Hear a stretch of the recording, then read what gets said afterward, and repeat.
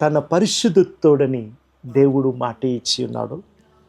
నేను ప్రహర్షించెదను, షెకెమును పంచెదను, సుక్కోతు లోయను కొలిపించెదను. 61 కీర్తనలో 6వ వచనంలో కీర్తనకారుడు ఇటు విధంగా చెప్తున్నాడు. ఇంకొక తెలుగు ట్రాన్స్లేషన్లో అద్భుతమైన రీతిలో దీన్ని ట్రాన్స్లేట్ చేశారు. ఏమని అంటున్నారంటే, దేవుడు తన ఆలయము నుండి మాట్లాడుతూ ఉన్నాడు. నేను గెలుస్తాను, ఆ విజయమును గూర్చి సంతోషిస్తాను, నా ప్రజలతో కలిసి ఈ దేశాన్ని నేను పంచుకుంటాను, షెకెమును సుక్కోతులోయను నేను విభజిస్తాను.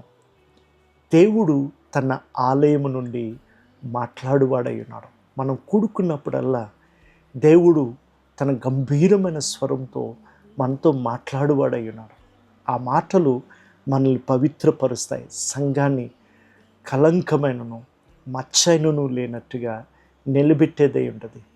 అంతేకాదు, ఆ మాటలు మనకి విజయాన్ని ఇస్తాయంట.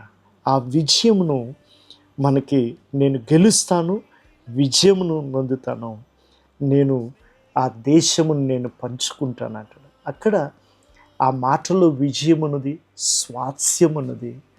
దేవుడు మనల్ని అంత ఉన్నతంగా ఆయన మాటతో దర్శించువాడయ్యున్నాడు. కావున ఆయన మందిరములో మాట్లాడు దేవుడు మనతో మాట్లాడుతూ ఉన్నాడు. ఆ మాటను విని విజయోత్సాహంతో ముందుకు వెళ్దాము గాక. గొప్ప స్వాస్యమును స్వాధీనపరుచుకొని ఆయన నామ మహిమార్థమై జీవించుదము గాక. ఆమేన్.